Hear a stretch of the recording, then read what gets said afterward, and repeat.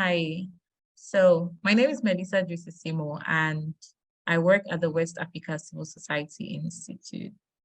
Salut tout le monde, je m'appelle Melissa Drisisimo. Are there any French speakers here? Je travaille à WACSI, that's West Africa Civil Society Institute. Does anyone want to guess the country I come from in the chat? Anyone?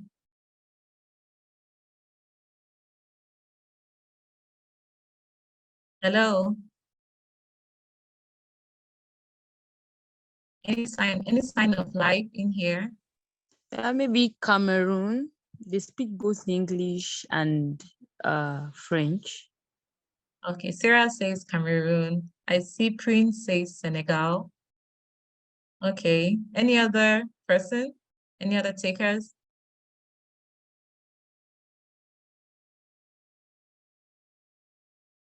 Okay, Sarah, I think you got it right. Not I think, you got it right. I'm from Cameroon, so yes, I speak English and French, and I live in Ghana. I work in Ghana, but I am Cameroonian, and it's such a pleasure to have you all here. I work at WACSI at the Capacity Development Unit, and it's such a pleasure to be talking to young African leaders like myself and and talking particularly to yearly participants, a sister program to one which I have participated in previously. So I'm a Fulbright alumni, 2020. So it's such a delight to be talking to other US government beneficiaries like yourself, myself. So I'll just want us to quickly introduce ourselves in the chat. I know a couple of us, that's Wise, Good Luck, and Nathaniel Sarah already began. So can we quickly introduce ourselves in the chat and say hello? Can we know where you're coming from? Who is represented in the room? So you can just type in the chat what your name is, what you do maybe, and what country you come from.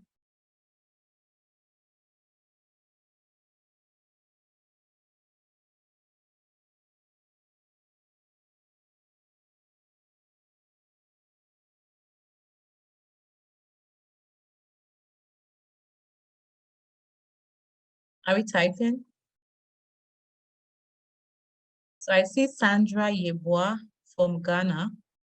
Nice to meet you, Sandra.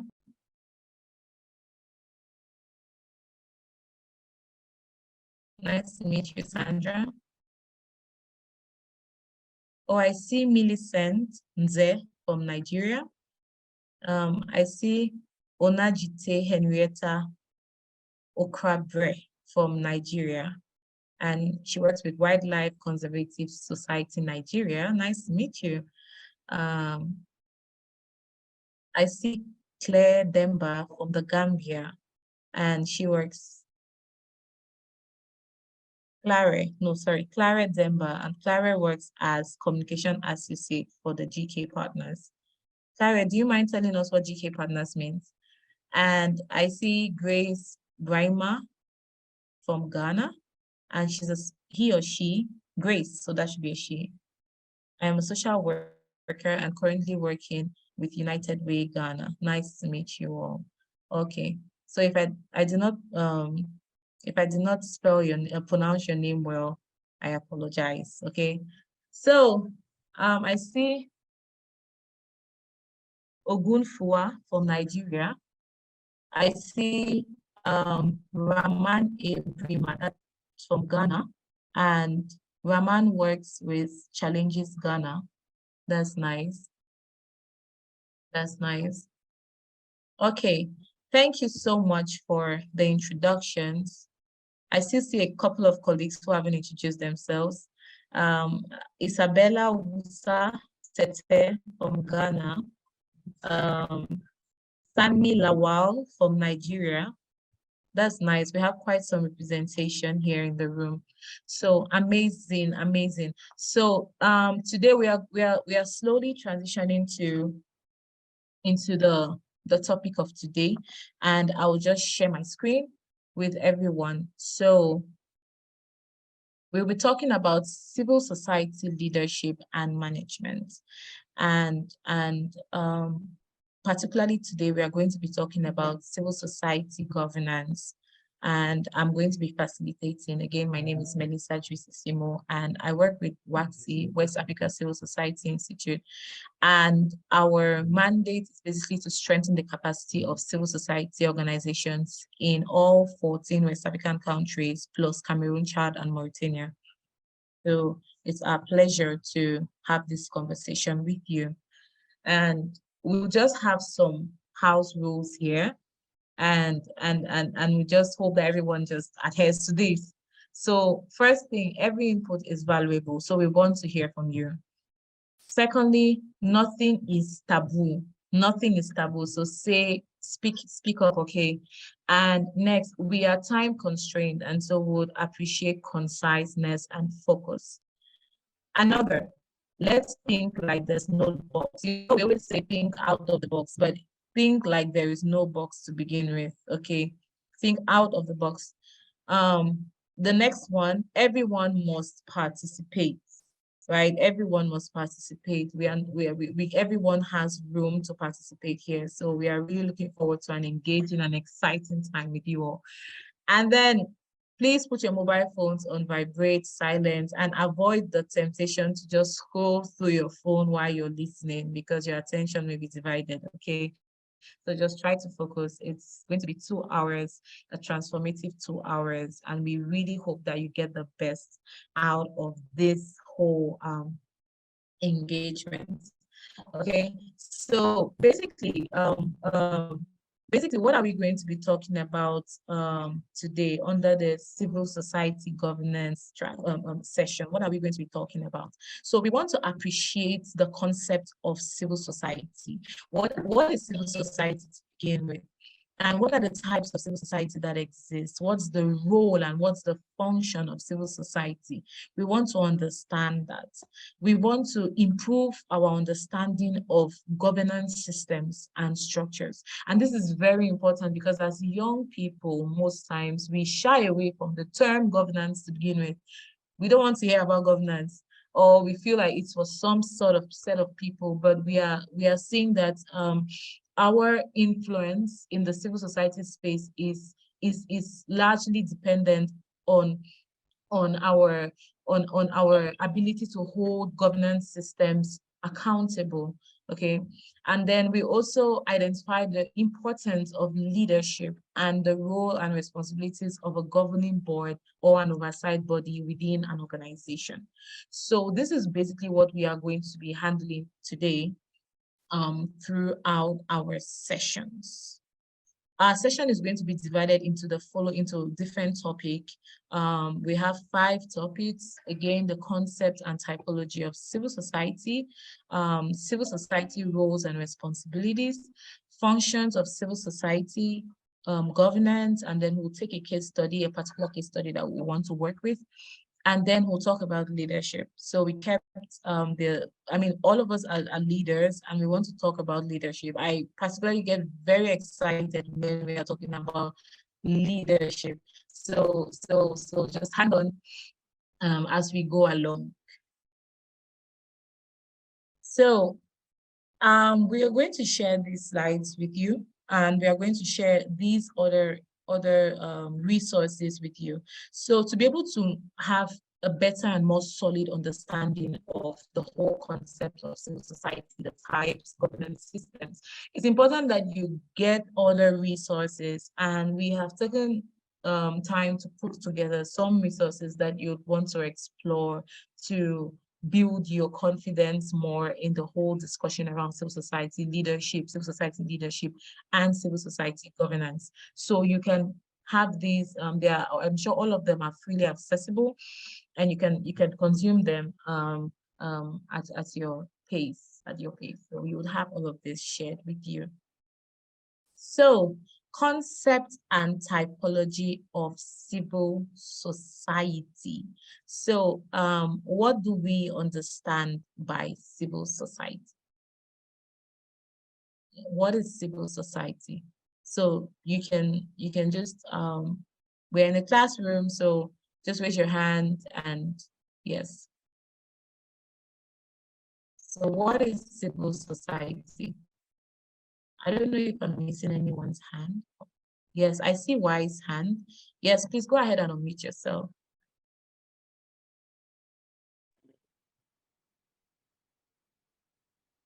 Yes, please. Please go ahead.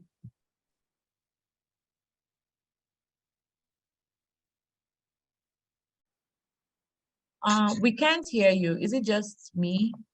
We can't hear you.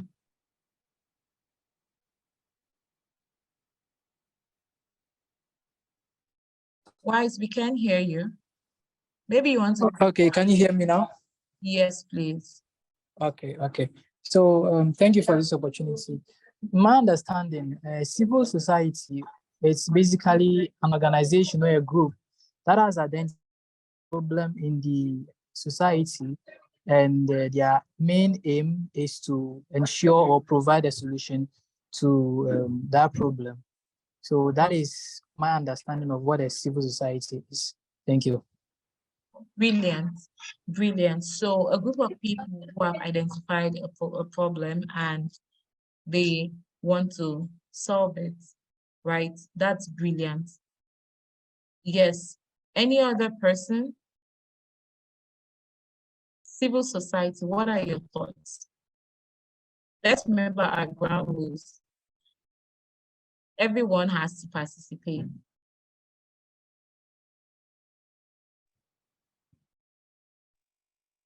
You can type in the chat as well. I see a hand somewhere. Yes, Eva, please go ahead. Yes, thank you. So civil society basically it comprises of individuals, community groups, NGOs, international NGOs. Basically, the aim is to identify problems in society and then try to bring about some positive change that will benefit the entire society. Thank you. And I like the different categories that you brought to it. Said individuals, NGOs, INGOs. Community I like groups, that. yeah. Yes, I like that you said all of those groups, right? Because there's always a misconception with civil society. There's always a question, is civil society and is NGO the same as civil society? And we'll answer the question by the end of this, maybe topic 1 and 2, we'll be able to know, is civil society the same as NGO? Is there any difference at all? What are we talking about? So I like that perspective, Eva. So in the absence of any other hands, we would just dive into our definitions. Okay, so does anyone know Hillary Clinton? I'm sure we all know her.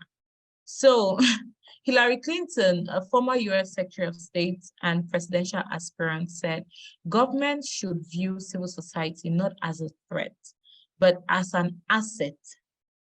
And a genuine democracy is like a three-legged stool. One leg is a responsive, accountable government. The second leg, a dynamic, job-creating private sector. And the third leg is a robust and vibrant civil society. Okay, so this, I love this analogy. I don't know if anybody wants to read out this same thing to us. Can anyone volunteer to just read what you see on the screen out to us? Any takers for this? Who is that, please? Is that Zainab? Yes. Okay, Zainab, please go for it. Okay. Government should view civil society not as a threat, but as an asset. A genuine democracy is like a three-legged stool. One leg is a responsive, accountable government. The second leg, a dynamic, job-creating private sector. And the third leg is a robust and vibrant civil society by Hillary Clinton, former US Secretary of State and presidential aspirant. Okay, beautiful, beautiful. So one thing we want to notice is that civil society is a sector on its own. So the same way you would say there's a civil service sector, there is the private sector. Civil society is a sector on its own, right? And it complements the other sectors that exist in society. And the question you should be asking yourself is, okay, if it's a sector on its own, what is the role of civil society? Why is it a sector on its own? We see government, and it's very clear to see the arms of government, and we know what government does. You know, they will make the laws, you know, they'll enforce the laws and all those things. Private sector is meant to work on the economy, create job creation, make sure that the economy is vibrant, etc. So civil society, what is it? So we want to, as you have shared about your own thoughts around civil society, we want to listen to other young people. What do they have to say? And then we'll talk about the role of civil society. So please just watch the short video on your screen and let me know if the video is audible enough for you.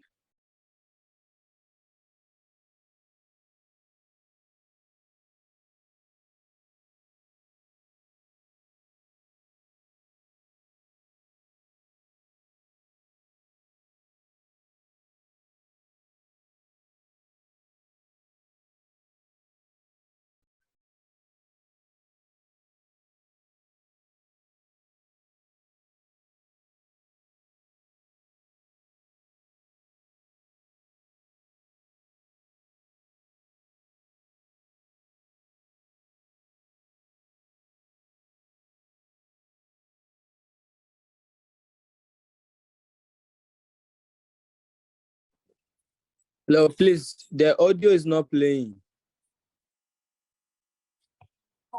Oh, you can't hear the audio. Yes, please. Is that the We same for can't- everybody, please? Yes, I can't hear the audio. Yes. Uh-oh. Sorry about it. David, can you, I don't know, is there anything you can do about it? Okay, let me try and look at it from my end.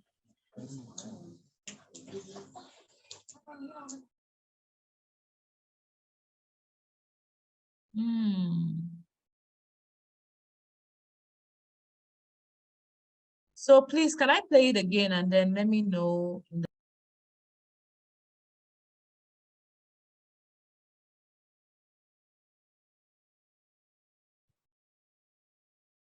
Can you hear me, please? Yes, David, we can hear you. Elisa, can you hear me? Yes. I can hear you.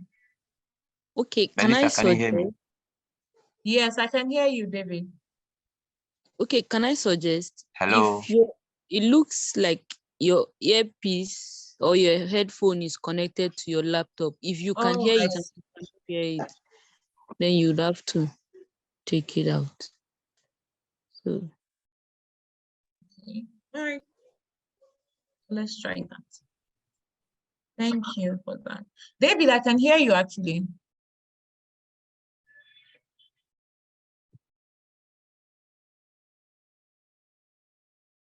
Can you hear now? No, I think as my sister suggested, if your Bluetooth is connected to the machine or the laptop you are using, it will still have feedback. So unless you disconnect from your PC. Oh, I see, but it's not connected. I just disconnected that right now. I'm sorry about Elisa, that. can you hear me? Yes, I can hear you. Okay, so please unshare, and then let me show you something. Okay, so if you're about to share,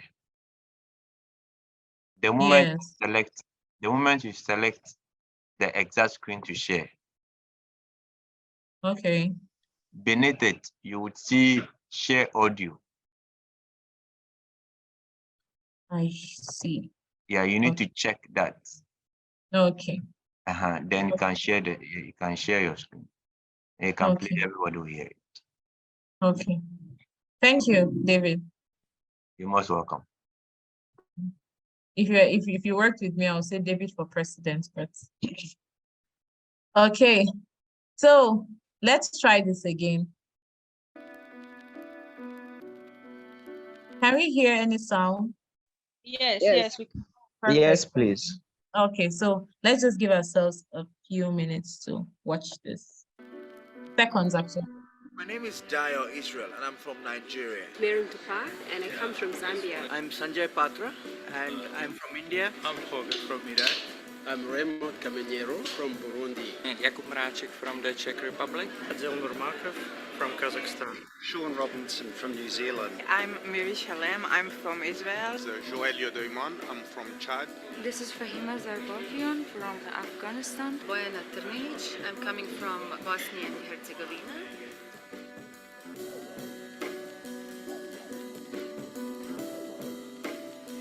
I believe very strongly that civil society is a strong backbone of every emerging democracy. It's the tool that we can use to practice democracy, to check our democracies really exist and in which field. If you try to reduce this gap between civil society and authority, we can get the real democracy.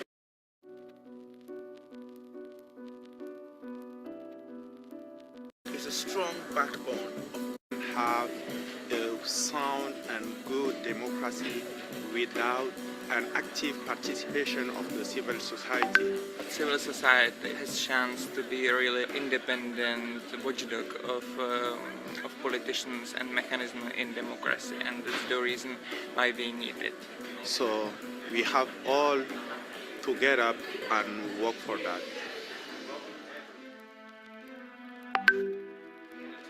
I believe that civil society is a real-time platform for effective social change. Civil society is all about our ability as citizens to change the world. Civil society organization can change the way governance is conducted all over the world. With the advent of the internet and the technology that allows for people to connect, we now can look at social movements and civil society on a global scale. Civil society is about critical thinking and courage to be ready to take action for the social and political change. The most important is that civil society helps people to feel free. Civil society is the heart in a community which gives life to each member of a community.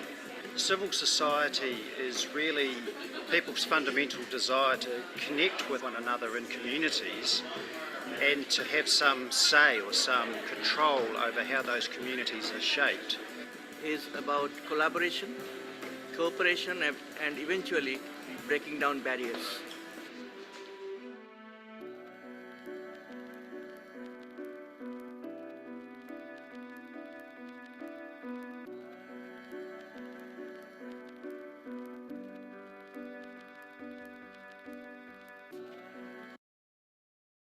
Okay. Did we all see that keenly? Would we want to watch that a second time? Oh,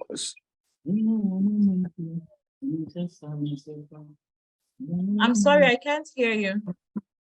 oh, it's okay by us, but by me, I'm okay. By If you can you. also show Okay. again. Okay, that's good. So we have one person saying it's okay. Who seconds the motion or who wants to watch that again? It's okay by me. Okay. Okay, we have two takers, so we'll go by that. So I get very energized each time I watch this video because I just get to understand that this civil society thing, it's not an African thing, it's not an American thing, it's not an Asian thing, it's a whole sector on its own. You know, it's a whole, some people would define it as a platform for social change, a platform to hold other sectors accountable, a platform to effect the change we want to see. So my question to you this afternoon is, after watching this video and listening to what colleagues have shared before, what do you think when we talk of civil society? Can you just drop one word that comes to your mind when you think of civil society in the chat box? Just one word that comes to your mind when you think of civil society. So in the chat box, I'm reading just one word that comes to your mind when you think of civil society. I'll start. I see Ebrima, watchdogs, yes. Ogunfuwa says social change, amazing. Chidera says community engagement. Wise says backbone. Heritage says collective action. Yes, let's keep that coming. Onajite says democracy. Bintu says advocate. Beautiful. I love democracy. Eva says change makers. Prince says agent of transformation, even though we said one word. Yes, Grace says development. Amazing. We love development. Yes. Ikechukwu says sovereignty. Ikechukwu, that's a solid one. You have to explain to us what you mean by sovereignty. Zainab says effect change. Okay, we're taking that, though it's 2 words. Bintu says activist. Beautiful. So these are all, Tijani says watchdogs. Amazing. And Wise again, action oriented. Okay, that is nice. So thank you so much for sharing what you think about. We'll continue picking those up. Isabella says change. That's nice. So thank you for sharing what you think civil society means. So let's go in and to dig deeper. What does this civil society mean? So what is civil society? So we are saying that it's a sector on its own, and it's a dynamic and evolving sector. That's one thing we should always know. So it's a sector on its own, and it's a third sector. When we talk about the third sector, we are not meaning in order of appearance, like first, second, third. No, we mean it's like another sector in a third sector in terms of numbers, not in terms of ranking or anything like that. So we are saying it's a third sector on its own. It is progressive and it is always evolving. If you have been in the space for a while, you realize that we are constantly changing the way we work, the way we approach challenges, the kind of challenges we've been approached, because the civil society basically responds to challenges, right? Responds to the concerns of the world, and we are trying to always look for the best way to do things. So it's dynamic and an evolving sector. It's an arena of voluntary collective action around shared values and purposes. So when we talk of voluntary, I know that volunteerism is a big part of civil society, but when we talk of voluntary action, it talks of your will. So we are talking about your will. So most times when we're saying it's a sector that is driven by the will of the people, you're not forced to work in the sector. You willfully work in this sector, and most times it's a coming together of people who have shared values and purposes that come together. So we want to work for a common value or a common purpose. So we come together to work for that purpose. So that's basically what you would see around civil society, right? And we are saying it's a sector on its own amidst the government and the business sector. So we have agreed that. And it's a sector of voluntary action with formal and informal groups that are distinct from those of state and businesses. So this is very important, because we are not saying that, and we'll see that very soon, that civil society is not just those who are registered. Civil society, and we would hear the terms organized and organic civil society. Organized civil society are mostly those who are registered, they are more structured, maybe developed into an NGO, CBO, that's non-governmental organization or community-based organization. But there are also informal organizations that are not necessarily registered, but they are operating they are not part of government, they're not part of the state, but they are operating for a common purpose. They're a collective of people who have come together, and they are working very well for a common purpose group. One of the good examples is religious groups. Okay, there are some religious groups that operate like that. They are part of civil society. Another example is individual activists.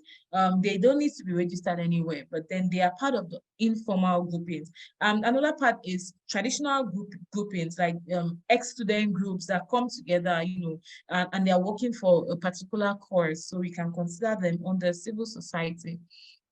So to put all these that we have discussed under one definition, Civicals defines this civil society as the arena outside of the family, the state, and the market, which is created by individuals and collective actions, organizations and institutions to advance shared interests. So that's how Civicals defines civil society. So at this point, before we go forward, I'll open up to questions. If there are any burning questions, you can either raise your hand or drop them in the comment box so we address the questions in society.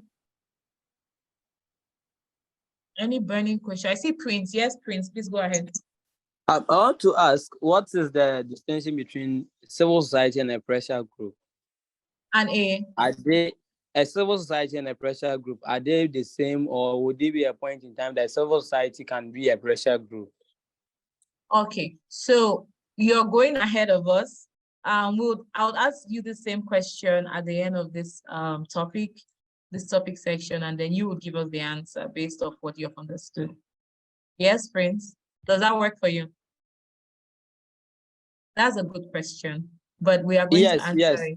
We are going to answer it for the yes. Yeah, any other question?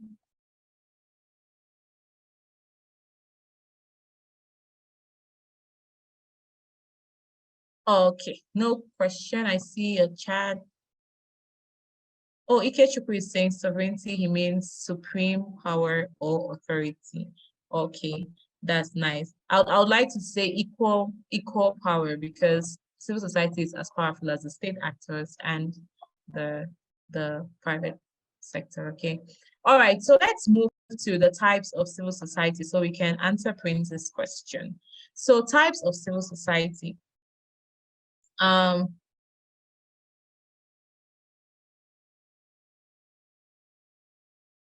Sorry about this. Okay, so civil society organizations comprise NGOs, faith-based organizations, community-based organizations, women's groups, youth groups that have an organized structure or activity and are typically registered entities and groups. So they are typically registered, but they are not always registered. Okay, so they can be, that's why I spoke earlier about organized and organic. Right? So civil society is the umbrella term. Civil society is like, it's the umbrella term for NGOs, movements, faith-based organizations, community-based organizations, women groups, all of those fall under. So that's civil society is the umbrella term, and then all of these are part of civil society. So Prince, I think you've gotten the answer to your question. So if the question around is civil society an NGO is a type of organizing under civil society. Are faith-based organizations, are action groups, they are a type of organizing under the civil society sector. Right, so civil society is the sector and it has its functions, and then different groupings, depending on what works for them, organize themselves in particular ways to be able to and identify themselves as civil society. So basically that is it. And types of civil society. So that's one type, civil society, okay. And then there's virtual groups they're also comprised of virtual groups and activities, including social media communities that can be organized, but not necessarily have physical or legal financial structures. So we would see online that there are certain people who are perpetually virtual advocates. So they go online, and what the platform does, you can create a page on Facebook and you are just advocating. And one of the greatest groups that people that fall under these are influencers. So that's what they do. They say, okay, I'm an influencer. They leverage the space they have and advocate for a particular cause that they fall under civil society. They would fall under civil society. So it could also be social movements of collective action. I think this also responds to your question, Prince. Social movements of collective action and or identity, which can be virtual or physical. Okay, so that too is civil society. It can be labor unions that fight for the rights of workers, right? Make sure that they are represented, their opinions and their actions are represented. All that is part of civil society. Or they could be social entrepreneurs. And I'm very excited to speak about this because this is a field that is fast growing within the civil society space, and is beating the challenge of financial or resource constraint around organizations. So many organizations, many civil society organizations are becoming social entrepreneurs, and they're employing innovative or market-oriented approaches for social and environmental change. So we are seeing a lot of those in our society. Well, all that is civil society. Okay. So up until there, are there any questions? Prince, has your question been answered? Yes, please. Yes, please. Okay. Thank you. Beautiful. Okay, so we'll go to the civil society roles and responsibilities. And I mean, most of us have mentioned some of the roles already of civil society, the roles and responsibilities of civil society. So we'll just go through them now. So these are some of the roles. It's not exhaustive, but they are the main roles of civil society in our community. So one of them is that civil society is a watchdog. So when you Google, I love getting the root definitions of a term. So when you go and get what a watchdog is, a watchdog basically protects the territory to which it has been assigned. And I love saying this because civil society basically works for a particular cause. It's not just for any cause that just comes around, you know. So you have a particular cause and you're making sure to protect the principles that govern that cause. So in that sense, you're a watchdog. You are watching against any praise, any irregularities, etc. So civil society in that sense is a watchdog, and they would back when things are going wrong, and they will protect in every way they can. So that's one of the roles of civil society. Another role of civil society is advocacy role. So an advocate is basically someone who speaks for or in favor of a particular cause of action. So if I am advocating for something, it means I am speaking for that cause, and I want that cause to be to come into bear. And the challenge with advocacy is that advocacy there's a whole lot into advocacy, right? And advocacy can sometimes be termed as can appear confrontational to the person who is not comfortable with what you're advocating for. So it's very important that in advocacy, we learn effective advocacy tools, because the fact that you are shouting about something and making noise about something doesn't mean you're advocating for the thing. If you look at our society very well in Africa, you would realize that there's a lot of things that we have a lot of noise about, and we have still not seen the results that we wanted, right? Because there are tools to advocacy. There's a way in which advocacy is done. There's a strategic method in which advocacy is done. But advocacy is one of our mandates as civil society. We are equally service providers, and you can see this civil society is always trying to respond to service needs, trying to respond to service gaps that we have in our environment. And we saw this play out strongly during COVID. During COVID, civil society was heavy on the front lines, responding firsthand to the needs of people, especially through service provision. So that's part of our mandate as civil society. Now, civil society are also experts. You see within the space, and I would say this again. It's important. I always say this to us young people when we are talking. When I talk about expert, I always put this caveat: make sure and work hard enough to earn the title expert. Okay, the fact that you have had some exposure to a particular topic doesn't make you an expert in it. Okay, so make sure to earn the title expert. So when they call you, you feel comfortable in your skin to accept that, yes, I'm an expert. So that's just on the side. But yes, most civil societies, because we are working on particular thematic, we build experience and diverse knowledge in that thematic. So we are able to respond through consultancies and give policy recommendations because we have used concentrated amounts of time working and studying and researching and responding to particular areas of like particular thematic. So we are also called, like in our role as civil society, we are supposed to build that confidence of being experts in what we do, by actually engaging and learning and engaging ourselves, you know, in the different thematic on which we work. We are also capacity developers.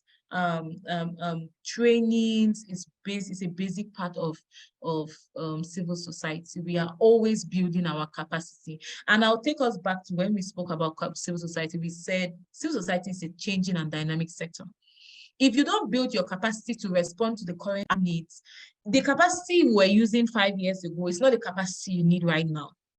Okay, the capacity you were using 15 years ago is not necessarily the capacity that is being used right now. So you need to constantly build your capacity. The challenges we were having 15 years ago are not the challenges we have right now. So you need to build your capacity. You need to be a constant learner if you have to work in the space of civil society and be relevant. So we are capacity developers and we are always reinventing ourselves, finding linkages to place to themes and abilities, you know, that is civil society. We are representative.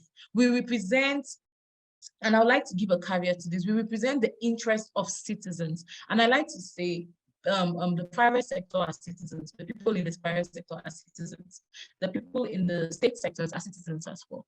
So we mostly represent what we call the people, but we are representative, and I would say we are representative of democratic practices, regardless of the sector or the people that we are representing. So it's very important to know this, that we are representing. So I'll give an example. If there is a lot of tax injustice on the private sector, that does not necessarily have to do with citizens in their communities, etc. But it is also our mandate to go and mandate and question, why are these private sector people being overtaxed? What can we do to make sure that taxes are fair? Because that is not necessarily community, but that is civil society. That's what we do. We represent the interest, positive democratic practices. Okay, so it's also important to note that diversity. And of course, we are citizen champions. So we are examples of good citizenship. So I like to ask, how many of us here love our countries? So I've seen people say, oh, I'm from Sierra Leone in the chat, I'm from Nigeria, I'm from the Gambia. How many of us love our countries? And how many of us are patriotic? How many of us even know enough about our countries to represent what it means to be to be citizens properly? So that's a challenge I'm throwing to the group. But yes, we are citizen champions. We represent our countries. We represent what we stand for. We represent the good democratic practices of our countries. So that is all that put together. Those are our roles. Our role in citizen champion is to be that example to other citizens. Civil society should be the person that, if you are wondering, oh, what does a good citizen look like? Would say, Sarah works for civil society. So Sarah is a good example we want to look at when talking about civil society. So basically, those are the roles and responsibilities, the major roles and responsibilities of civil society. So I hope that it gives us a better picture of what we are supposed to be doing as civil society. So in the chat, or you can just raise up your hand, can you quickly tell us what new thing have you learned about civil society, or what thing did you know that you have had a different understanding of, or you've had a strengthened understanding of, or what's one thing that you thought civil society is that you're wondering whether it's still, like, it was not mentioned here, but you feel like, oh, this is what civil society is? So can we just mention any of those in the chat, or just have a conversation about that? Is there any other role that civil society had that, you know, we haven't quite tackled?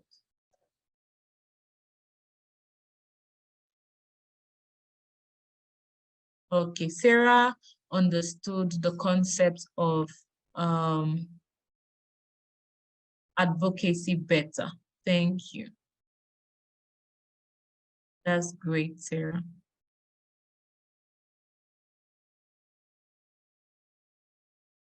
Are any hands up? Am I missing any hands? What did we understand well? What did we not understand? Any questions? What we want explained better? Is there anything civil society is that you haven't seen here and you want discussed?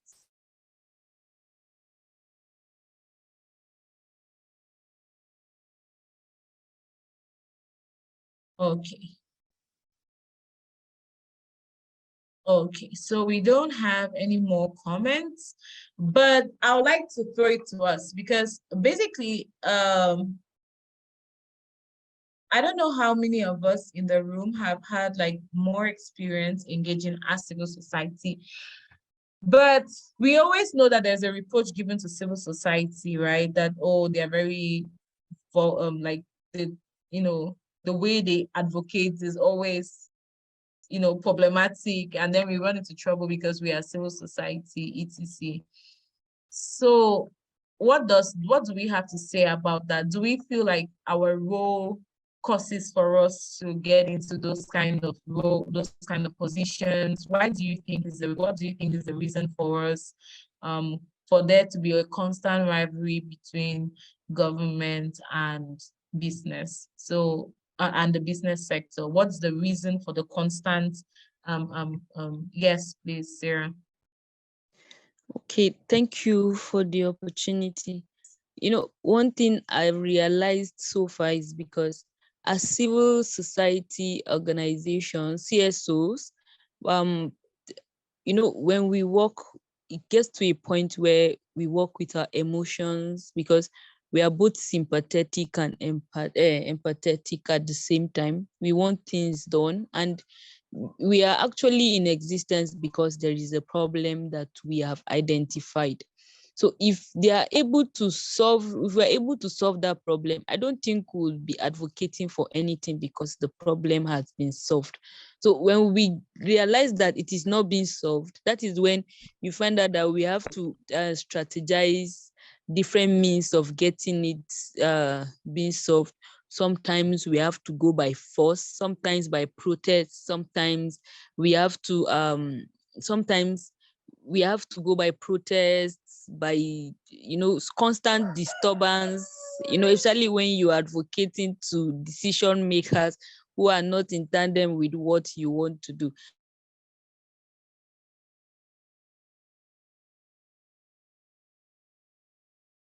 Sarah, I think we lost you.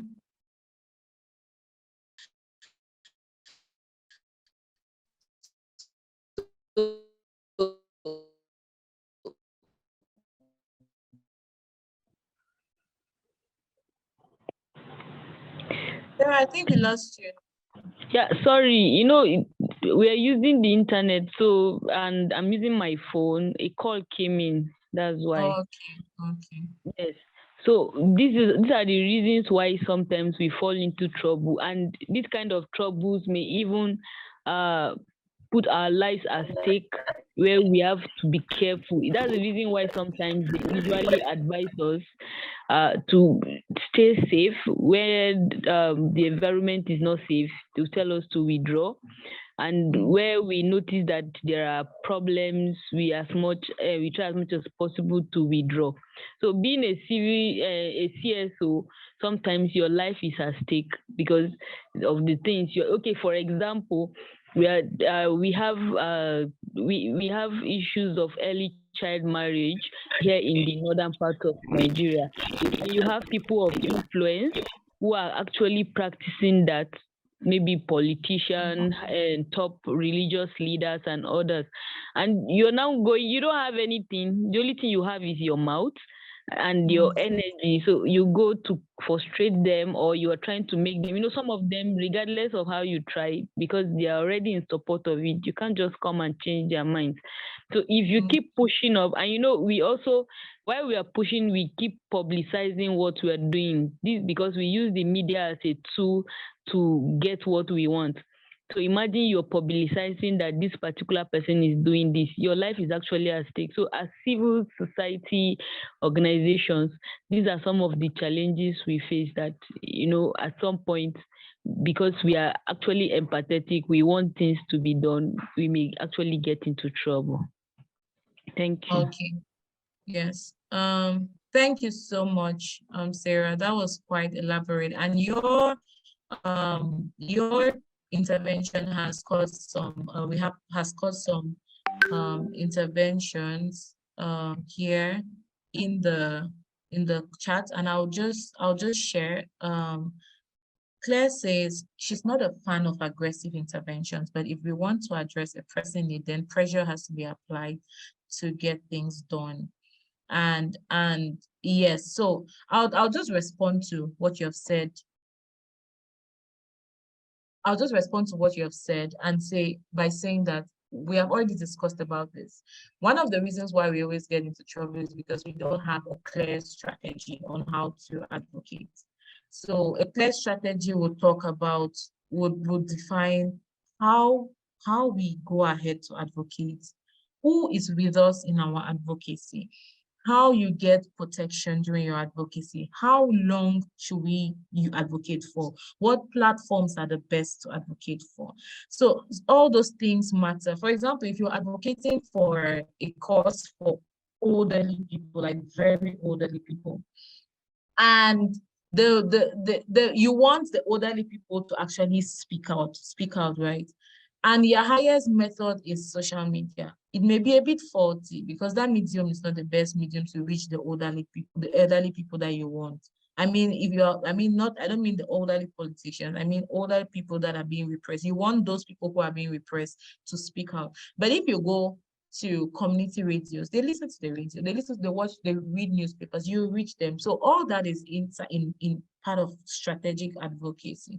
So one thing that we as civil society have to be mindful of is strategic advocacy, defining the where, the how, the whom, what exactly, and whether it's even necessary. Are we the best people to even advocate? That's another thing.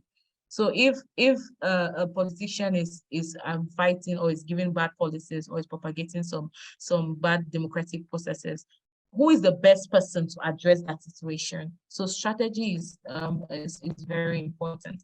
Another second thing that I'll add is in our advocacy is something we had also mentioned before. Make sure that your advocacy is not against the people or against a sector. What I mean by that is, if you are advocating, advocate for what is right, regardless of the sector that it's for. I'll give another example in addition to the one on taxes that I gave before. If we are not able to vote right, if citizens are not able to vote right, we are not doing justice to the state, because we keep having people that are going to be elected in states and put in states, and they are not the best people because the communities are not voting right.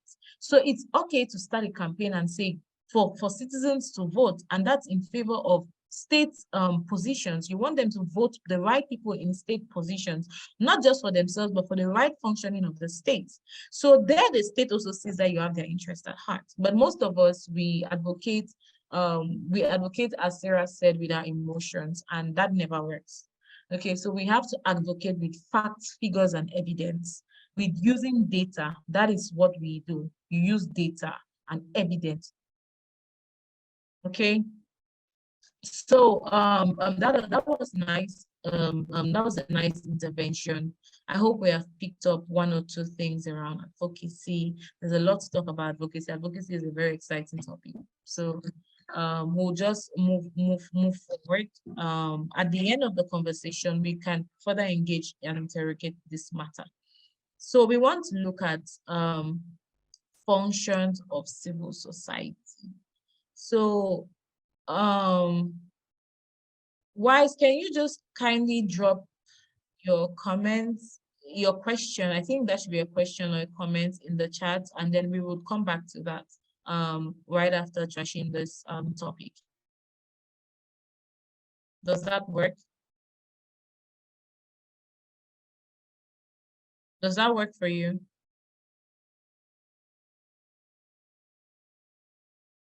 Okay, nice. So sorry about this. So before we start, we have been talking about democracy and democracy. So who can tell us the 4 pillars of democracy?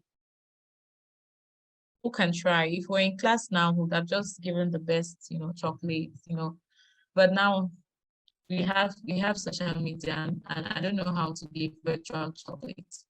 So we have internet, rather. I don't know how to give virtual chocolates. So who can tell us? Who can tell us the 4 pillars of democracy?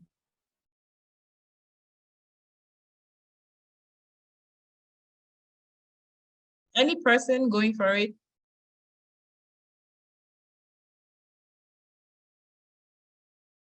Okay. Any person going?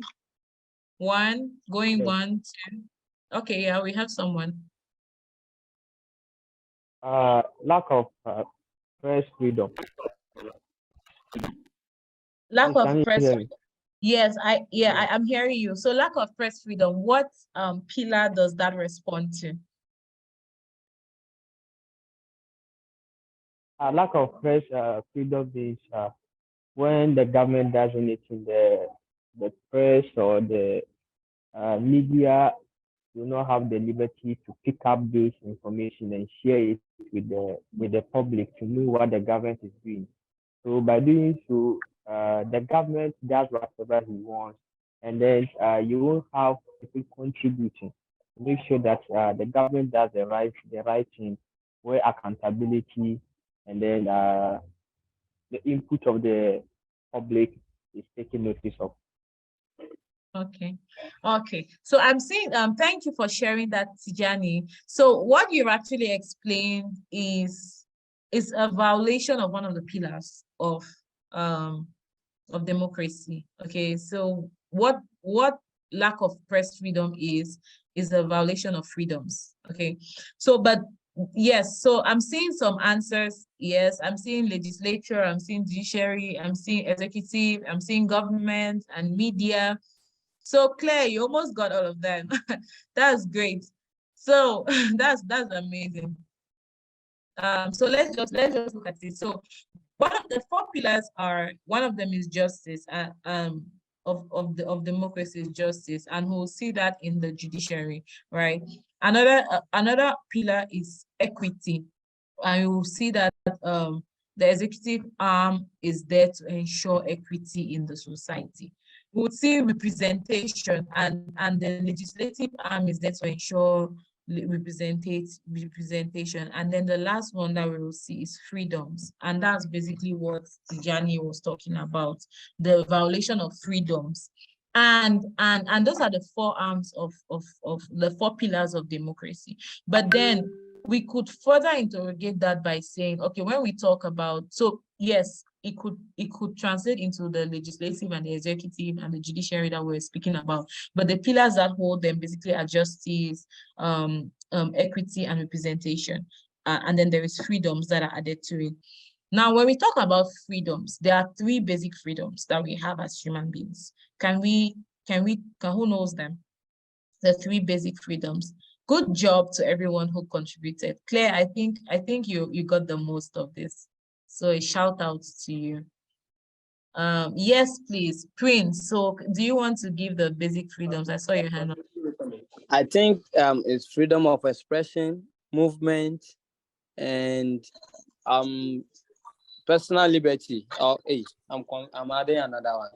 Expression, movement, and okay, I can say the 2.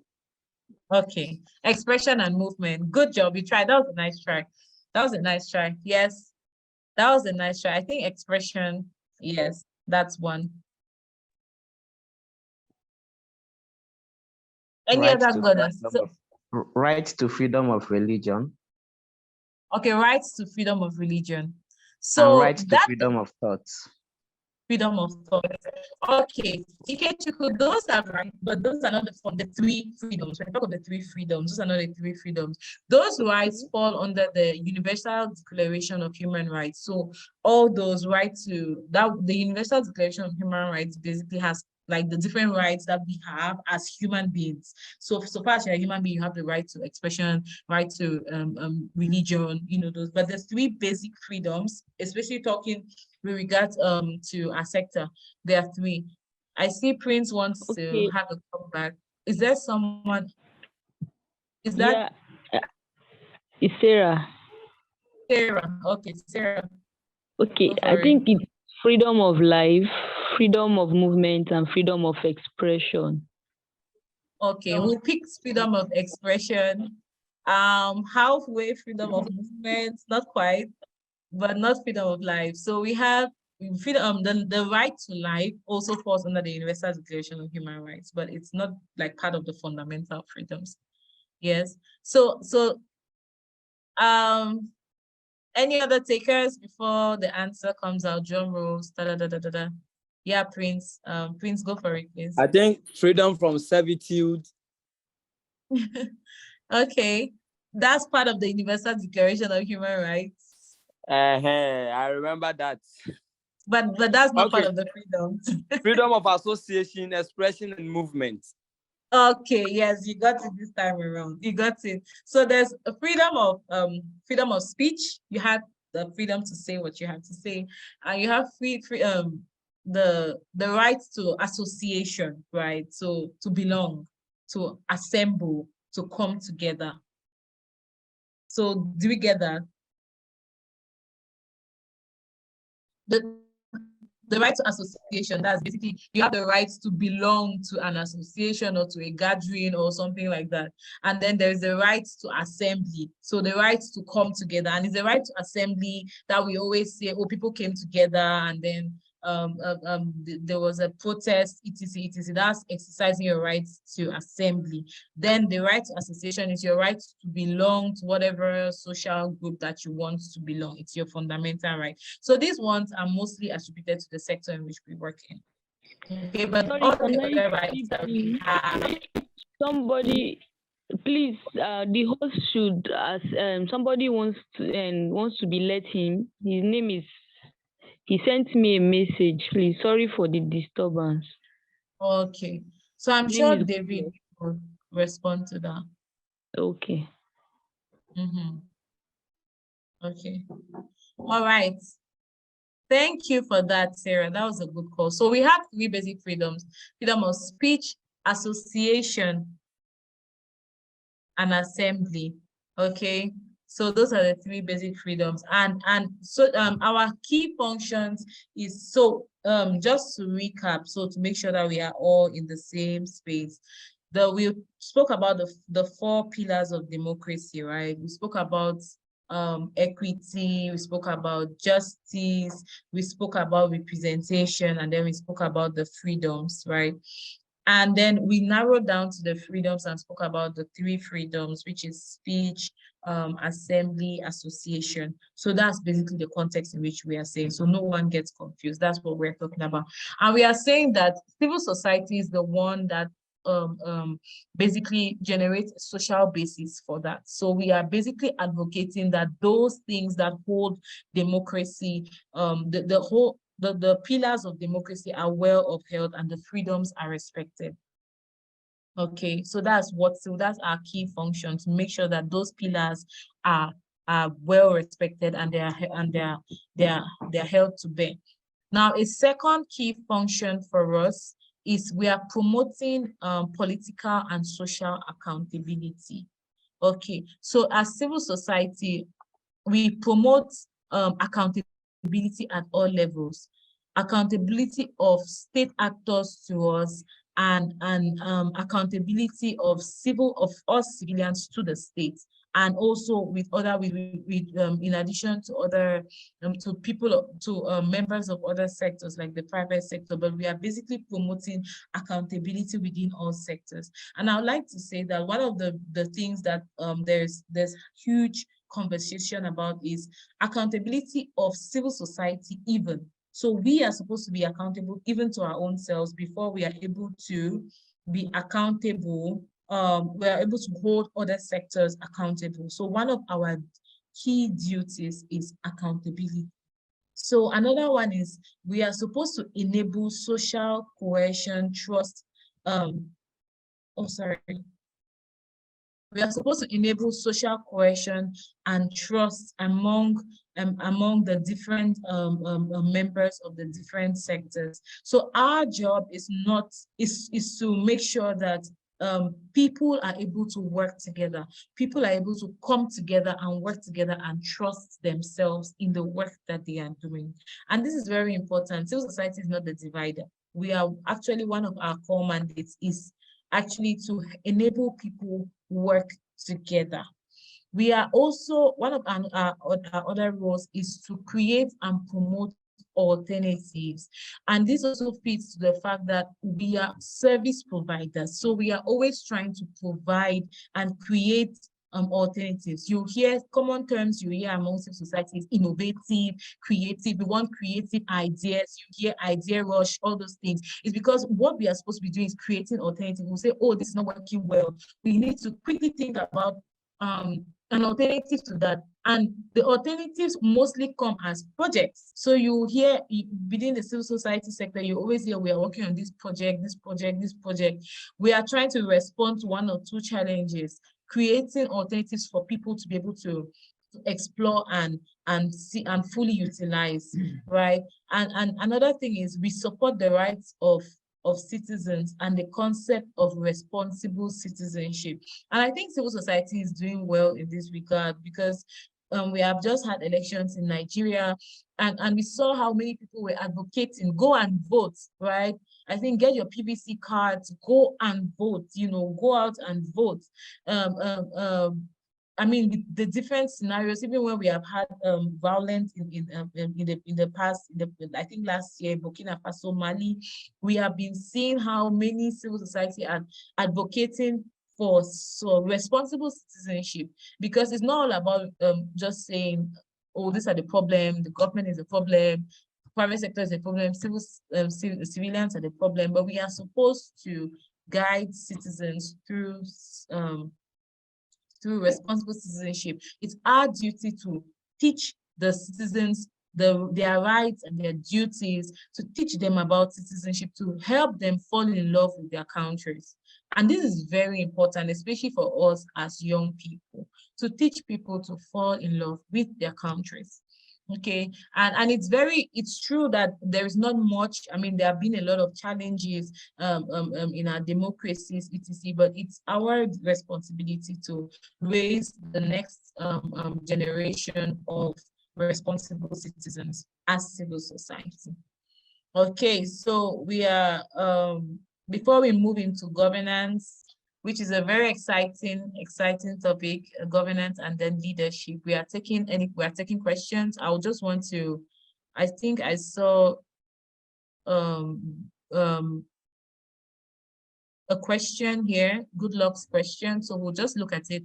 You can drop more questions or you just raise your hand, but let me read this question first. And then while you're thinking about any questions you have around these. So my question is it right to say civil society has failed when it's unable to achieve its mission, even after adjusting to all possible means to ensure the success of its aims? If not, what should be the problem? Okay, so good luck. This is a good question. So basically, organizations differ, okay, and the information we have is too vague to say, oh, the organization has failed or the organization has not failed. But what I can easily say is that I don't think the organization has tried everything possible. There's always something new to do, and we, as civil society, one of the things that organizations want to do is to reinvent themselves. We said that we always reinvent ourselves. So I don't know what particular organization it is, and I don't know what has been tried and what has not been tried. We could go into further conversation about that some other time. But I mean, if that's where you work, I'll just say that there's always something more to be done. I'm a firm believer in if there's a will, there's a way. So if the organization has that mission, and the mission is responding to the needs, has a clear mission that responds to the needs of people, citizens, and I think there's a way out. Okay, so that's what I would say to that. In addition to it, away from that, are there any questions that we have had on this so far from the beginning? Any questions? Okay. So is this a good sign? Can we have a sign of like, are we good? If you're good, can you just give us a thumbs up? If you're good, let's know you're good. If you're not good, let us know you're not good so far. Okay, Chidera says she's good. That's nice. Sandra says she's good. Wise is good. All right. Sarah, Prince are good. Tijani is good. I want to know from Towe. Towe, are you good?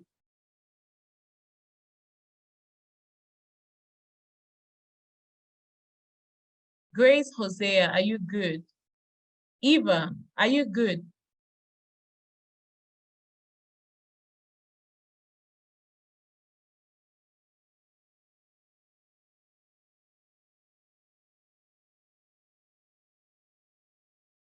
Eva, I've not heard from you. Are you good? Millicent, we have not heard. We don't know whether you're good or not.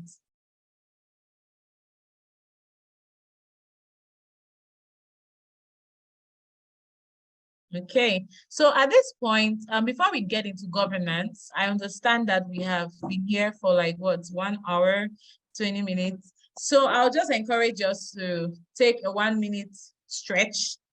We're not going offline, we're here. So just take a 1 minute stretch, just stretch out a little. You can walk around a bit if you want to. Oh, I see some chats. So, okay, Millicent is fine. I see the thumbs up.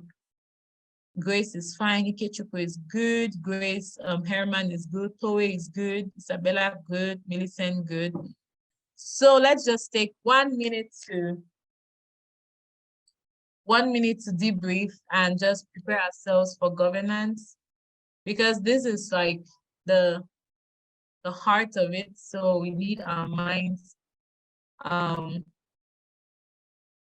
right set. But in between, I will just have a question, and it's a trivia, so you can answer the question. So I'll just ask the question, you can answer in the chat. So question number 1, if you beat me, I would cry. If you beat me, I will make you cry. Who am I?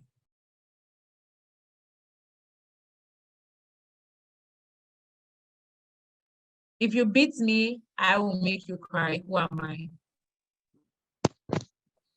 I think onions. Okay, that one was easy. That was easy. Okay, yes. That was good, Ikechukwu. Yeah, that was good. I think Zainab said onions and Okabre also said onions. Does anyone have a trivia to share with us before we go back into the sessions? A trivia question, you can just raise your hand. Prince, yes, please go ahead. I appear once at a time, twice in a moment. Who am I? Okay, you appear once at a time. Twice in a moment. Okay, so that's open to us. Oh, who is he? It's M, letter M. Correct. Oh, my. Who gave the Yes. answer? Sarah. That's beautiful. Okay. Any other person? The last one. Yes. Who is that? I kiss my mother. Sarah, I kiss my mother before I die. Who am I? You kissed your mother. Oh, okay, that's amazing. Okay. Wow, I kissed my mom before I died. Interesting. Never thought of that. That's brilliant. Thank you so much for sharing. Please, who shared before you, Sarah? Was that Prince? Yes, it was Prince. Thank you for sharing, Prince. Okay, so I think that was a good relaxation factor.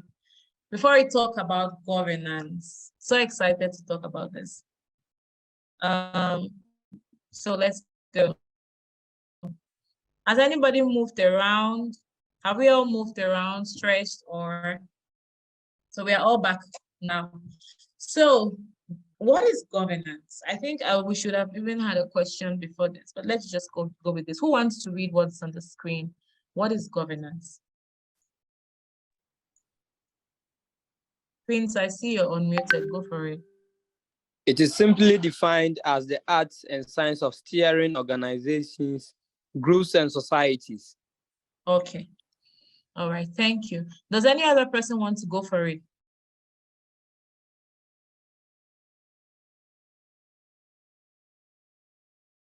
Any other person wants to read?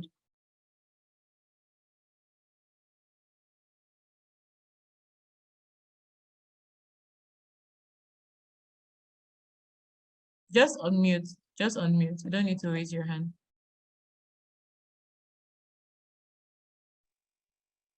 It is simply defined as the art and science of steering organizations, groups, and societies. Beautiful. Thank you so much, Prince and Ikechukwu. So that is what governance is. Very basically, it's an art and it's a science, and we'll talk about that. It's a science because there is a systematic way of governing. So there are certain things that need to be put in place for governance to be done right. Now, it's an art because there is a creative dimension of governance, because you're working with systems, diverse people. There has to be an art, a certain flexibility, a certain innovation that comes with steering people and groups or organization. So it's more like driving them, putting in place the things that need to be, just making the decisions that need to be decided for people and groups and societies to get to where they have to get to. So it's both an art and a science of steering organization, groups, and societies. So it's good to understand that. Okay, so I mean, you can just think of it as, yes, it's a science. There's a systematic way of doing it. There is a procedural way of doing it, if you may, but it's more of systematic way, right? And there is an art to it. There's a creativity to it. There is a flexibility to it of steering groups and organizations. Okay, and we'll also look at governance as it is rules. So governance also involves rules, processes, behaviors that affect the way in which powers are exercised, particularly as regards openness, participation, accountability, effectiveness, and coherence. So what this means, what all these many words mean, is that when it concerns an institution's openness, participation, accountability, effectiveness, and coherence, there's the rules and processes and behaviors that make for accountability and all those things are defined by the governance process. So within your organization, your civil society organization, etc., the rules and the art and science of making rules, processes, and behaviors that would translate into the openness, transparency, accountability, coherence, and effectiveness and efficiency of your organization is governance. So do we have an understanding of governance, please? You can just put a thumbs up if you got it. Yes. Okay. I see thumbs coming up. Nice. Okay. Nice. Okay. So we would see good governance, and this is good governance. So obviously, when we talk about good governance, when we talk about what is good governance, there are certain things we want to see when we talk about good governance. In fact, let me even, you all have already seen it. So when there are certain things that we talk about when we speak about good governance. So I would like us to pick one or two of these, and you can talk about what do you understand briefly. You know, we spoke about being concise and precise. So when we talk about good governance, we're talking about accountable governance, and we are talking about so transparency, responsiveness, equitable and inclusive governance, consensus-oriented, participatory, follows the rule of law, effective and efficient. That's what we're talking about, good governance. So when governance is effective and efficient, follows the rule of law, participatory, consensus-oriented, equitable and inclusive, responsive, transparent, and accountable, we would say that is good governance. So when the way in which the way in which the organization is steered, the art and science involved in steering the organization, when it is accountable, it is transparent, it's responsible, it is equitable and inclusive, it is consensus-oriented, it is participatory, it follows the rule of law, it's efficient and effective, you would now say, oh, that is good governance. Okay. So I don't know which of these resonates best with you, but just pick out one and then talk to it. So which of these principles resonate best with you when it comes to governance? Which one makes you most excited? Which of these characteristics makes you, very excited? It's open to your inputs.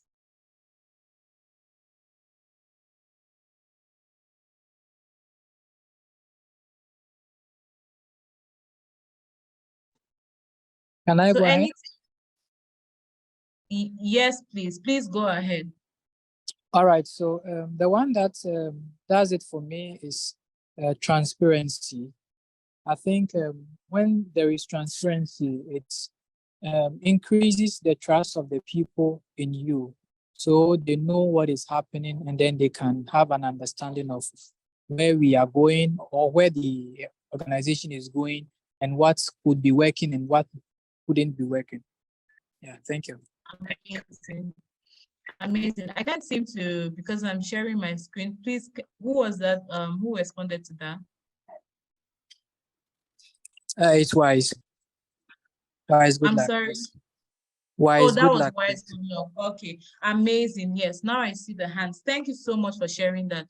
That's very true. Transparency. You understand what goes into the decision-making processes. You understand, so you can trust the process. And it's very important to be able to trust the process. Okay, and remember in the conversation we had around civil society, we said civil society is the one that builds cohesion and trust. So if we have to also be transparent, so that we can hold the other sectors and the other people accountable to transparency in good governance. Yes, please, I'll take Harry Bilyok. Please go ahead.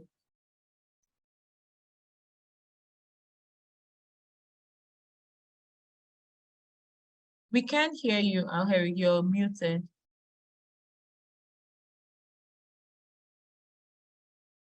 Wise, I like how concise you were in your answer. That was very direct to the point. We can't hear you, Harry. So while you're preparing, Prince, can you please go ahead? Mine has to do with responsive or responsiveness. We can say it in a any way that we want, but we should also remember that as a group or any organization, we are there to address a particular problem or provide a service.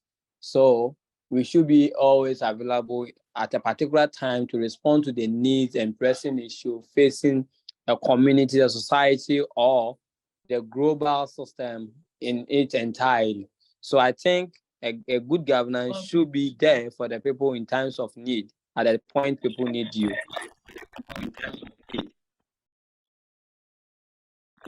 Okay, that's brilliant. So within an organization and governance within an organization, it's important for responsiveness. Is important that the system, the governance or the governing body is responsive and is responsive to the challenges that are within the organization, responds to the feedback within the organization, responds to the preferences of the organization, right? So thank you so much for that, Prince.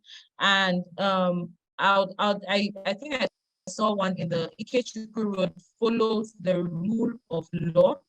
I saw that, which is very important. We don't want a governing body that does not follow the rule of law, right? That is law, not law abiding in etc. So we want governance system that that follows the rule of law. So Al Harry, we didn't quite get you, but I see your comment in the section in the chats that says, I was saying that the host isn't allowing participants to unmute themselves. Oh, sorry about that, David. Participants are not able to unmute themselves. So that is, please, we can fix that. So Prince, is that another hand? Let me look through, or it's the same. It's the same. Harry, can you unmute now?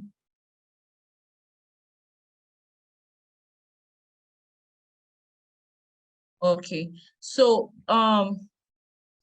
we can just look at all of these briefly. Accountable governance. We want the governing system, because the governance body is there to work for the organization, the institution, the society. You're supposed to be accountable to the society and vice versa.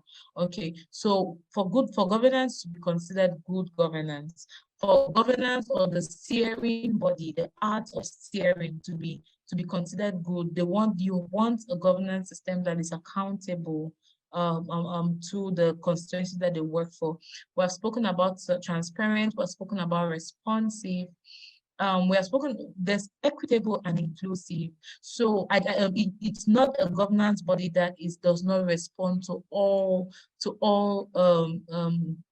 the divisions that exist within society. It should be one that is inclusive and takes into account all the needs of all people, regardless of social of the social groups that you belong to. It should be consensus oriented. And consensus oriented is very important in governance settings. The reason is while this may sound a bit contradictory, there's always an importance or a preeminence of consensus over voting in a governance system.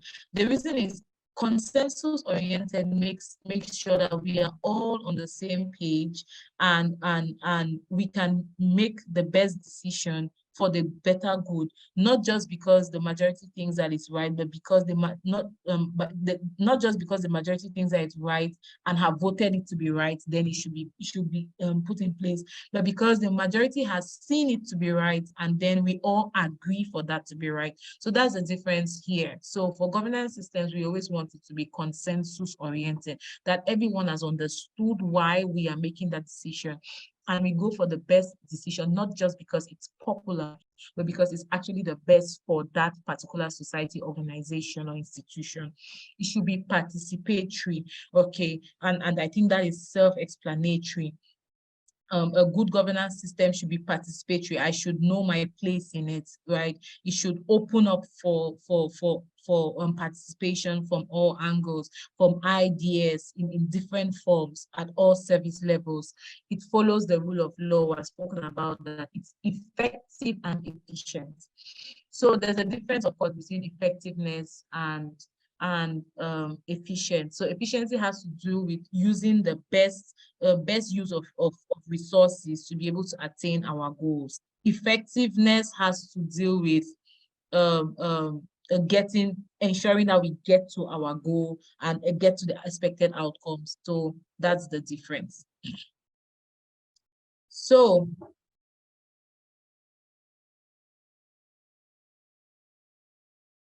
any questions in this regard? Oh, I see Eric saying he wanted to speak about, he or she wanted to speak about effective and efficient. It says good governance should be result oriented. It should have qualitative and quantitative progress to show. Thank you for sharing that. That's a nice perspective to add to the conversation. So what then is good governance? Sorry. Oh.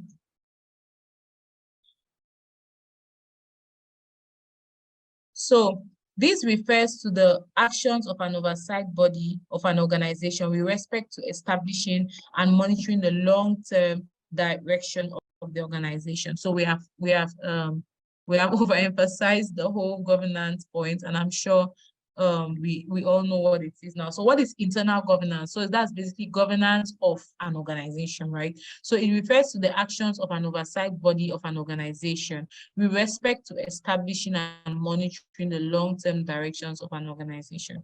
So I also like to note that when we are talking about internal governance, there are different structures, and I would like you to be thinking about your own organization, where you work, where you volunteer, where you intern or where you've interned, or where you have just had experience working with. What kind of structure is within that kind of organization? Because most organizations, when we talk of governance system, we're talking about the board. For other organizations, we realize that the board and the management are the governance systems. And for other organizations, we realize that the members of the organization are the governing body of the organization. All of that is together, and that's mostly for the early stages of the organization. And that too is okay. We'll be able to see that there are three types of governing. We can categorize it into three different categories. We'll look at that in the coming minutes. So this is also further just improving the talking about telling us about internal governance, which is internal corporate governance is a system by which organizations, including CSOs, are directed, controlled, and held to account. So the internal governance, it directs. Remember, I spoke about the art and science of steering, right? It also talks about the systems that the system by which organizations are controlled. So, and you also see the systems by which organizations are held into account, and that also it focuses on policies, the systems, directions, and most times it's the governing body that vets those policies, right? Which the primary role is the board. So we have spoken about that for most organizations, the primary institution that's responsible for governance is the board. But if you can't relate to this because your organization does not have a board, your organization definitely has a management team. So some organizations will realize that the management team is the governance team. For other organizations who are mostly by membership, you realize that the members are also the governing body, and we realize that that just has to do with the different stages that we have been able to see over time by experience that the board passes through to get to the the board of organizations pass through. So we also have internal corporate governance, also relates to compliance within relevant laws and regulation and conformance to ethics, standards, and codes of leading practices. Okay, so basically governance, function, and process. So there's always, of course, an oversight body. So for some people, it's the board, it's the General Assembly, etc. And from the board who makes the policies, the laws, the ways of working, the structures, defines all those things, that's the board. And then it always flows into the management and then the operations and programs. So sometimes these two are interchangeable, operations and programs. So programs are the people. So programs department are basically the people who go hands-on and they're implementing the projects, etc. Operations are the people that enable programs to be able to effectively deliver their mandates. For example, finance. finance, M&E, those ones are operations, right? But the programs people are, I have my project and my mandate is to deliver this project effectively. So that's basically how the function and process works for governance. And so we are supposed to work on this case study, the best case study, but in the interest of time, we would want to keep this later. Okay, if we still have time in the end, then we would work on the best case study. Okay, so I'm sure some people have been wondering, so what's the difference between governance and management? So in your organization, you basically have a board, and then you have maybe your executive director or your national coordinator or your leader. So the board is separate from your executive director or your national coordinator or the head of the of the organization. Is that those two people are separated, and they're also separate in functions. So because we have understood what governance is and what makes for good governance, its functions differ from that of management. So your executive director, though he may have some influence on policy, he's not the main person that bets the policy or makes the policies. So what we are trying to explain is that there are, before we even go into this, there are some organizations that don't have a clear distinction between the board and the management. And in that case, the governance decisions are made mostly by management. So that too, as the organization grows, that will change. Now, still under the governance, so there are three different kinds of boards. We have the founding board. So the founding board is mostly, I create an organization and it's mostly based on the founder's immediate contacts. So I'll call my contacts with certain experience to be able to come and serve as the board. So that's what they call the founding board. And most times it is the members are the governing body. So most times those people are that way. The next kind of board we have is the managing board. So the managing board is where not all members are part of the governing body, but the managing body, those who are managers, those who are the top officials in the organization, they are part of the management, they are part of the governing body. But there's still no board up there, or there's a board, but the members of the board are also members of management of the organization. And then there is also now the fundraising board. So there's another kind of board that is a fundraising board where the board exists, but its main role is to be looking for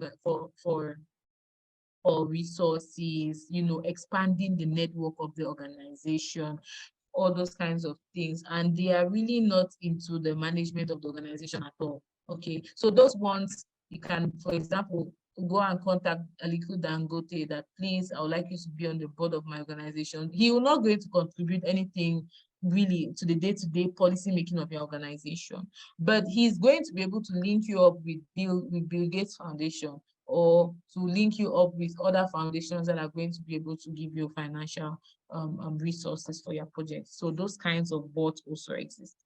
So we want to talk about, so it's important to know that those wherever your organization falls, it's still under governance and the functions are still distinct, right? So in practice, sometimes we blur the lines, but this is what should be.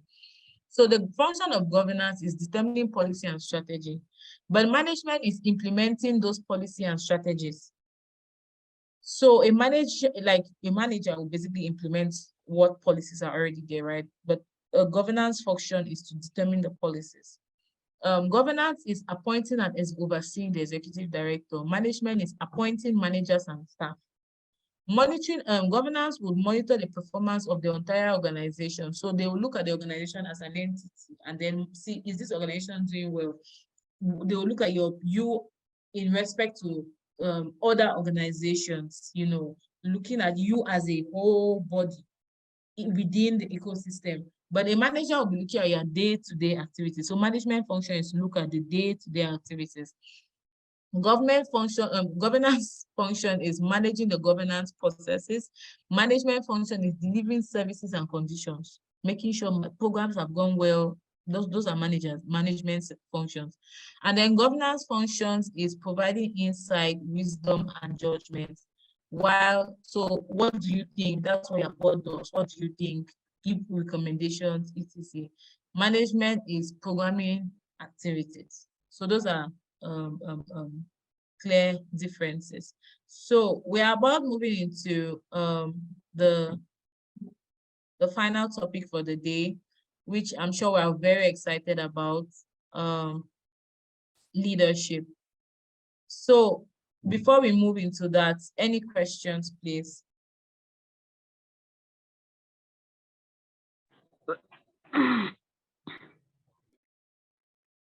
So I see Sarah's hand. Please go for it. Okay, thank you for the opportunity. The class has been enlightening so far. I just want to, yes, pertaining the governing board, I understand the difference, the governing board and the management, but I think one of the reasons why some organizations at the initial stage, why the governing and the management board is kind of attached, maybe should be at the initial stage because of what they call it, because it is a startup and they are yet to be established. But what I want to ask, I need clarity on how to go about this, probably because I'm actually a founder of a startup, and sometimes I'm unable to decipher between being on the management and being, because I'm the executive director and I'm also a member of the board. But most of the times I find myself doing both things, and I'm supposed to be being a member of the board. I'm supposed to be accountable to a particular person, or maybe they're supposed to be a superior over me. But because most of the time they see that I think even faster or I'm more innovative, I'm the one trying to come up with everything. So the burden is always left for me. I need an advice on how to go about this with the governing board to know how we can go and going further, how we can work. Okay. That's a brilliant question. Let me see if there are any others. Okay, so let's respond to your question. So basically, this challenge is what many organizations face at the boarding session. I'll first want to congratulate you because most organizations that are starting don't have boards. So that you have a board is actually amazing. Now, the executive director is basically always part of the board meetings, right? You are part of the board assembly. You can't be not part of it. So it's mostly the executive director that is part of the board meetings, but not the main decision maker. So it's basically the liaison between the board now and the institution. So that's one thing. So if you are part of the board, it's not a bad thing. Now, at the beginning stage, the commitment levels may be a bit shaky for your organization, and even the members on your board may not be the most experienced people in that sphere, because you are basically reaching out to people that are in your networks and etc. But I'll just share some quick tips that we always teach, practice, and share here at WATSI. So the first thing we'll say is, with your board members, most board members don't know what they are doing. They don't know, they just know that I'm a board member, but they don't know the roles. What should a board be doing? So you want to organize a capacity strengthening kind of training for your board in your organization, the board members of your organization, and preferably get someone that is not you, to train the board on what does it mean to be a board and why are you here. So that's one thing that you want your board to be very clear about. Why, to understand, and that's just, they have to understand. They have to understand the vision you're carrying very clearly, and it's better when that is facilitated by someone that is not you. Another thing is, you want to have a board charter. A board charter is like what guides the implementation of the board, what guides how you work. So that is very important. You can always have samples of that, or reach out for samples of that.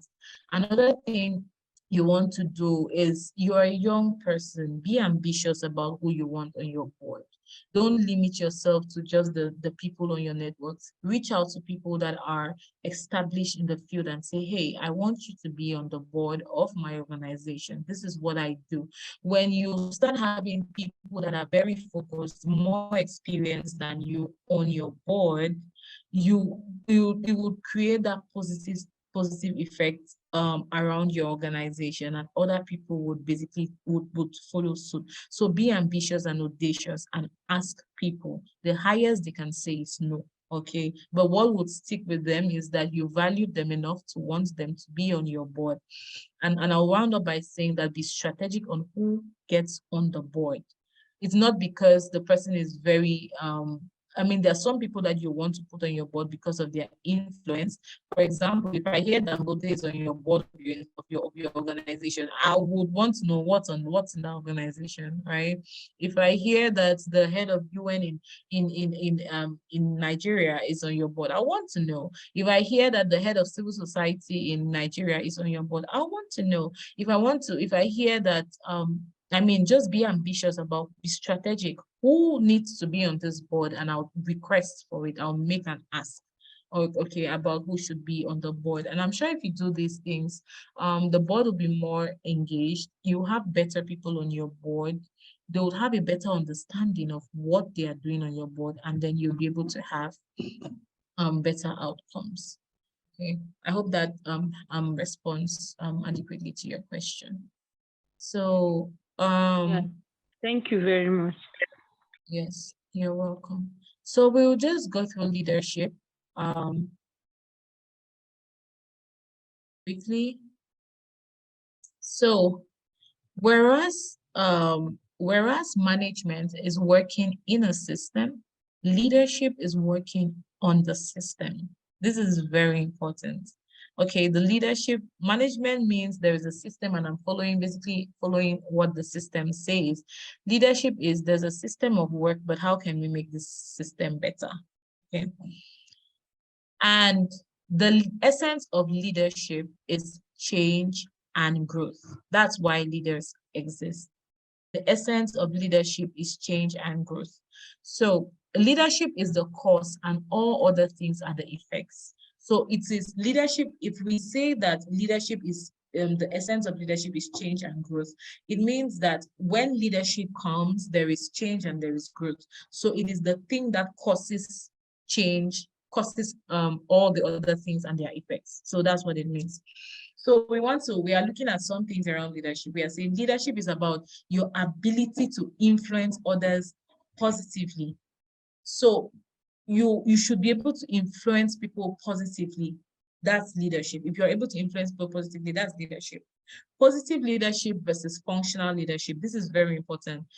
Positional leadership is, I am in this position so I can take certain decisions, I can may have certain benefits. Functional leadership is, I have, because this person has this skill, the person is better placed to lead this project. I'll give a very quick example. We are going to do advocacy in a little tiny village, and I have a young volunteer who is from that village. She understands, she has a good working relationship with the chief, with the local assembly, etc. So that person is basically in a better position to lead the team going to that village because of her function, because it's functional. But if I say, oh no, because it's a project, the project leader has to lead the team, there's a problem because the project leader does not have enough knowledge around the context to engage the kind of people and the target, and does not have enough skill to engage the target. That's in the case where the person does not have those skills. So that's a good difference between positional leadership and functional leadership. So you should always know how to manage both, especially in assigning tasks and within an organization. So there are 3 C's of leadership. There is character, there is competence, there's 3 C's of leadership. So character plus competence, context plus culture. Okay, so those are very important. You must have character and competence, and then context and culture. Okay, so Oh, sorry, there is 3 C's of leadership. So equals character. So there's competence, context, and culture. Sorry, I was just reading that. So that's competence, context, and culture. And competence is very important. I always say competence does not hide. If you're able to do it, you would influence people, right? Having the right context and knowing how to respond to the right context and having the right culture for the place gives you the edge for leadership.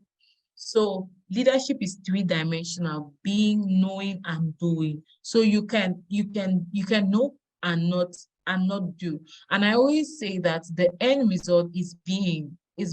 So it's not knowing how to act in a way of integrity. It's not just doing acts of integrity, it's being a person of integrity. So that's very important. You can go back and digest that. And then everyone leads and follows someone. So no one can lead well without following well. So if you're not a good follower, there's a high possibility that you're not a good leader, because in following you would learn how to lead. Okay, there's a lot in that as well. You can go back and unpack that. And leadership is by example. People do not do what you say, people do what you do. Okay, so leadership is by example. So leadership, basically, these are just put together how to lead effectively. So one thing is knowing yourself. Self-awareness is one of the greatest tools in leadership, and it's very simple. If you are able to lead yourself, if you are not able to lead yourself, you can't lead people. And you can only lead yourself when you know yourself, when you know what are your when you know your strengths, your weaknesses, etc., you are able to lead your own self. Okay, so self-awareness is like the first step of leadership. I don't know who is not muted.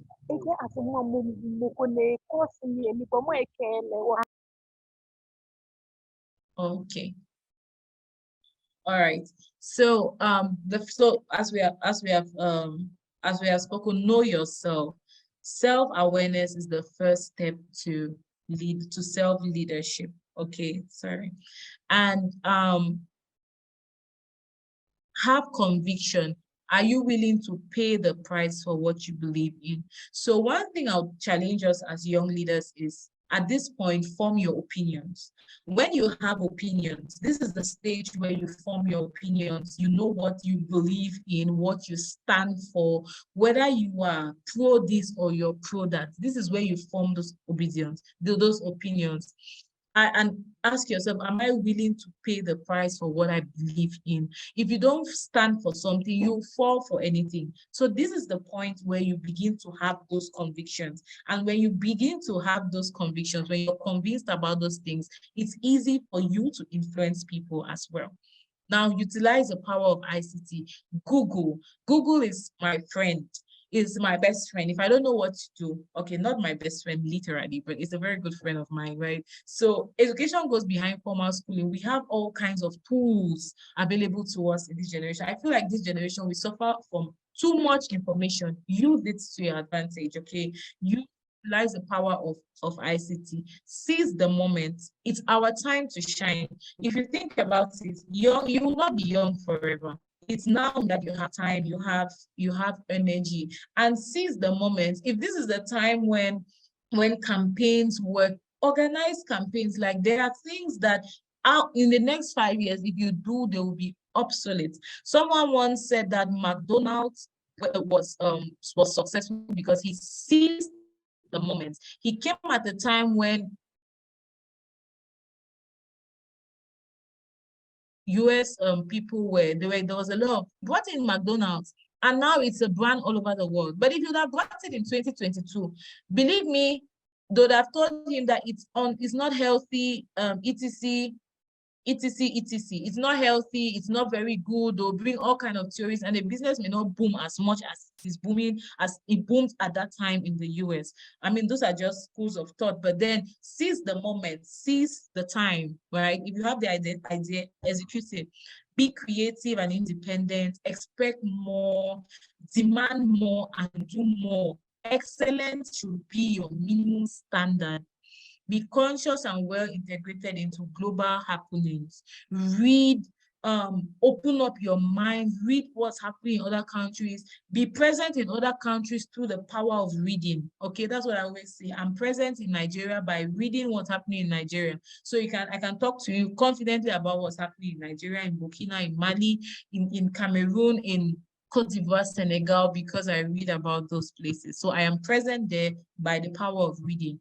Define an active role for yourself in making positive change happen, and get out of your comfort zone. I know that's a cliche term, and do it. But again, I always put a cliche to this. People always say, get out of your comfort zone. And I always say your absolute point of comfort is a point of success. So if whatever causes you to be successful is what is going to give you comfort. So you are literally not just getting out. You're not going out of your comfort zone. If you think about it deeply, you're actually moving towards your comfort zone. Okay, so get out and do those things you want to do, and understand that positive change should reach as many people. Numbers is the game. Okay, you want to reach as many people as possible. So we'll round this up by talking about the 4 agreements for leadership. So I would like us to commit to these 4 things. Be clear when you communicate. It should be clear and simple. Always do your best. Do not take anything personally. Very important. And do not make any assumptions. If you are in doubt, ask. Thank you so much. We finished just about 1-2 minutes after time. But I'm open to taking any questions. Yes, you would have the slides, but thank you so much. It was so nice having your attention throughout the whole 2 hour conversation. Very excited to